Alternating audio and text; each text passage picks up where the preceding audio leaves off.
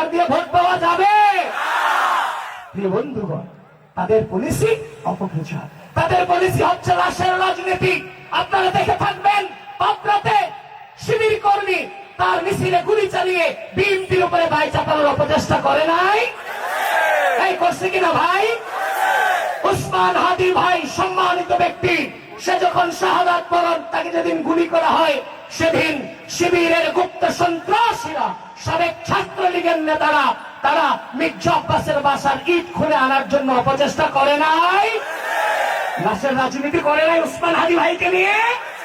তারা মনে মনে চাচ্ছিল উসমান হাদি ভাই মরে যাক, শহীদ হোক, সেটার মধ্যে তারা লাশের রাজনীতি করতে চেয়েছে।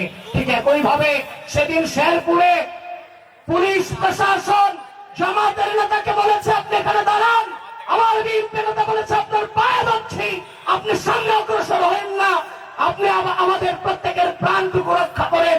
সে একগুঁয়েমি দেখিয়ে সে লাশের রাজনীতি করবার জন্য সামনে অগ্রসর হয়ে নিজের কর্মীকেরা নিজে হত্যা করেছে। এরা আছে লাশের রাজনীতিতে। এবার আপনাকে বলছে জামাত ইসলাম, ইসলাম বুঝি, আমরা ইসলাম বুঝি না। এবার নারে তাকবীর, আল্লাহু আকবার জামাতের স্লোগান না মুসলমানের স্লোগান? এই মাঠকে কাঁপিয়ে বলতে হবে নারে তাকবীর, নারে তাকবীর, নারে তাকবীর।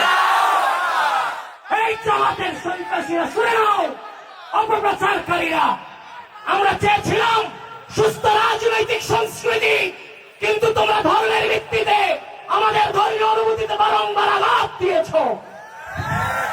নারে তাকবীর, আল্লাহু আকবার মুসলমানের স্লোগান, কোন দলের স্লোগান হতে পারে না। প্রিয় পশ্চিমবাসী, তারা বলছে আমরা ইসলাম কায়েম করব। আবার আমেরিকান দূতাবাসে গিয়ে বলে আমরা শরিয়া আইন কায়েম করব না, বলে কিনা? দূতাবাসে কারা যায়? কেউ যায় দিল্লির দিকে, কেউ যায় পাকিস্তানের দিকে, কেউ যায় সাম্রাজ্যবাদের দিকে। এই বাংলাদেশের মাটিকে আর আধিপত্যবাদী অপশক্তির জন্য কাউকে ব্যবহার করতে দেওয়া হবে না। কত সহজ! আরে ভাই, রক্ত দিনে দিনে পর্যন্ত এসেছে। এই বাংলাদেশের মাটিতে আর আধিপত্যবাদী অপশক্তিকে উদ্ধার হবে না।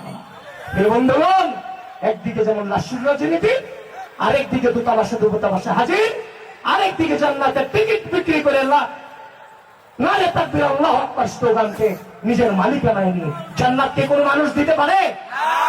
মহান আল্লাহ তাআলা বিদায় হজ্জের ভাষণে আল্লাহ রাসূল মুহাম্মদ সাল্লাল্লাহু আলাইহি ওয়াসাল্লাম ঘোষণা করেছেন, আল-ইয়াওমা আকমালতু লাকুম দীনাকুম ওয়া আতমামতু আলাইকুম নি'মাতি ওয়া রাদিতু লাকুমুল ইসলাম দীনা।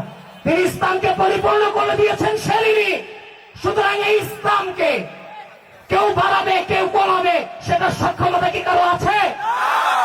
এ ভাই, আমরা আমাদের 31 দফার 16 দফাতে বলেছি ধর্মীয় স্বাধীনতার সর্বোচ্চ নিশ্চয়তা প্রদান করা হবে।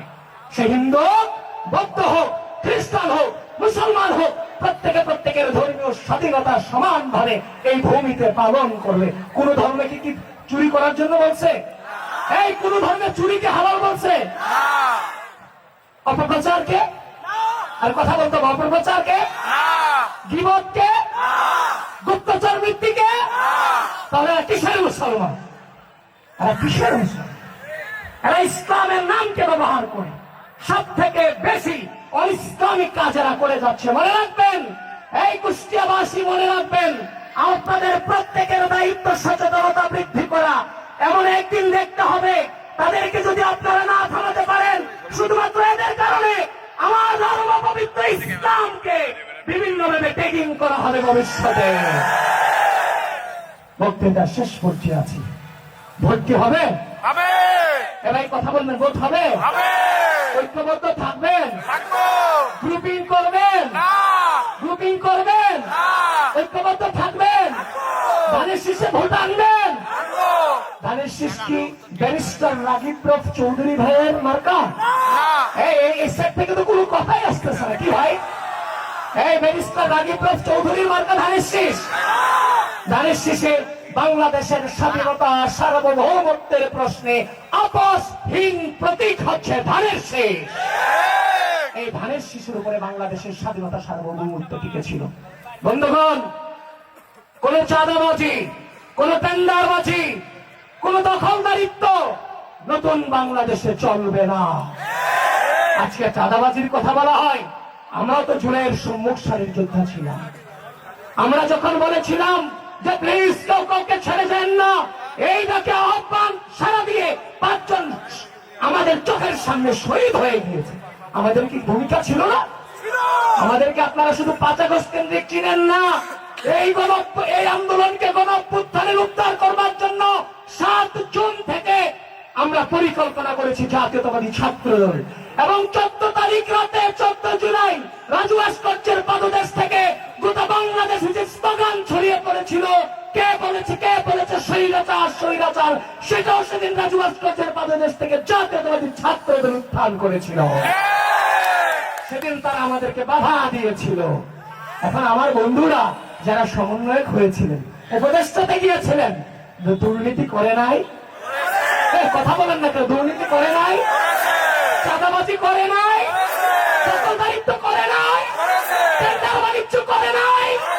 এই স্টেজ থেকে ওপেন চ্যালেঞ্জ শুনে যাচ্ছি, আমাদের দ্বারা যদি কেউ দেখাতে পারে একদিনের জন্য 1 পয়সা কোন অনধিকারে রাষ্ট্রে চর্চা করেছি, মোর্চা টাকা দিয়ে রাজনীতির মাঠ থেকে চলে যাব।